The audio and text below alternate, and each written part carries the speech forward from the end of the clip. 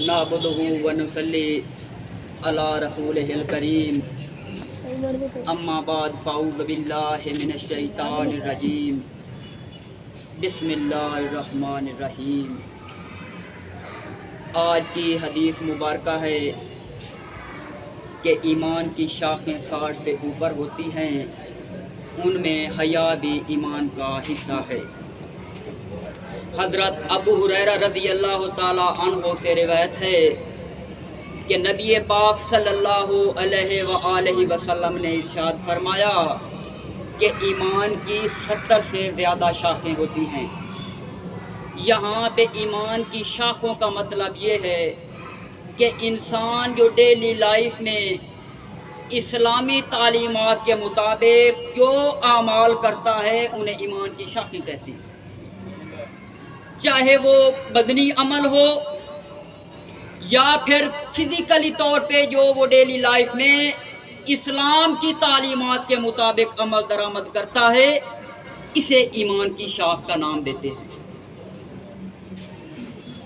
अब देखिए, सबसे बड़ा जो ईमान की शाख है वो कलमा ला इलाहा इल्लल्लाह है कि अल्लाह पाक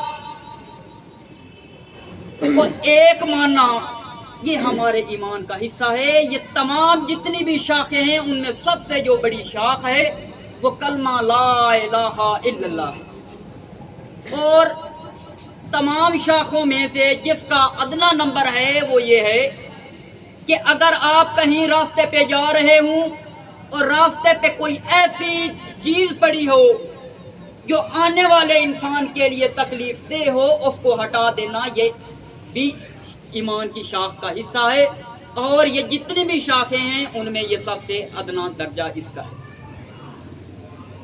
और बाकी तमाम शाखों में से यहाँ भी तज़किरा किया गया है हदीस के अंदर कि हया भी ईमान का हिस्सा है। हया का मतलब ये है कि जो हम काम गलत कर रहे हूँ, हमारा दिल के अंदर ये भी ईमान होना चाहिए कि अल्लाह पाक हमारा हर एक अमल देख रहा है।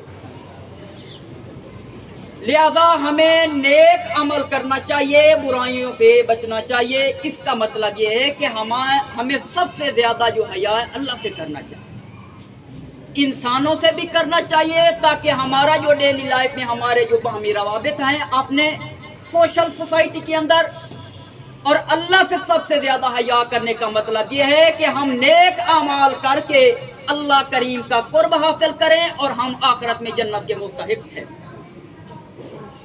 तो यहाँ पे अल्लाह करीम की ज़ात को हाजिर नाज़िर रखते हुए ऐतल कुर्सी की रोशनी की मुबारक में शेर लिखा था। घर जा रहा था तो रास्ते में थोड़ी बहुत किसी नासाजगार हालात की वजह से कन्फ्यूजन का शिकार था। मैंने कहा जब मैं घर से निकला हूँ अतल कुर्सी का विर्द तो किया है, तो जब मैंने विर्द किया है तो मुझे उस परवरदिगार की ज़ात के ऊपर यकीन मुस्तकम होना भी ज़रूरी है।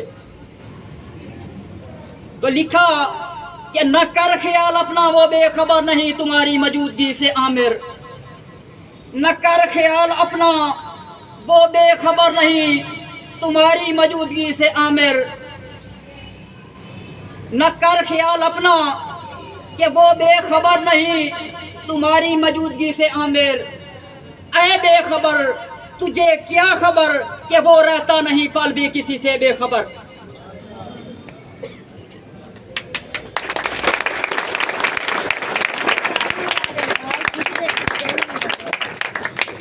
वो ज़ात जिंदा थी, जिंदा है और जिंदा रहेगी। हमारा यकीन मुस्तहकम है। तो किसी ने क्या खूब कहा था, न था कुछ तो खुदा होता, न था कुछ तो खुदा होता, कुछ ना होता तो खुदा होता।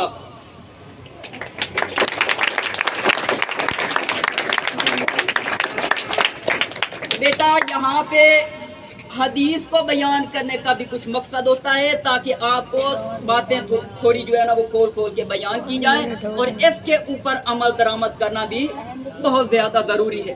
अच्छी बातें तो दीवारों के ऊपर भी लिखी जाती हैं, असल चीज़ होती है अमल की।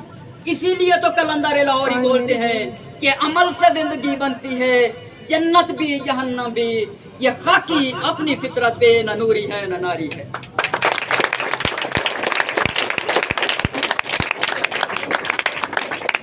تو جب تک آپ عمل درآمد نہیں کریں گے تو ہمارے پاس چاہے جتنا بھی علم ہو وہ ہمارا رہ گاں جائے گا۔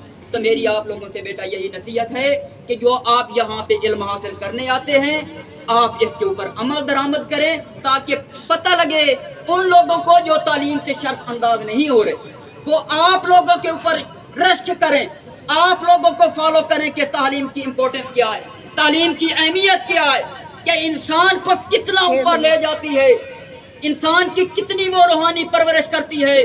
تو ہم سب کو جو ہے نا وہ تعلیم کے اوپر عمل درآمد کرنے کی توفیق عطا فرمائے۔ آج کے لیے اتنا کافی ہے۔ اللہ حافظ۔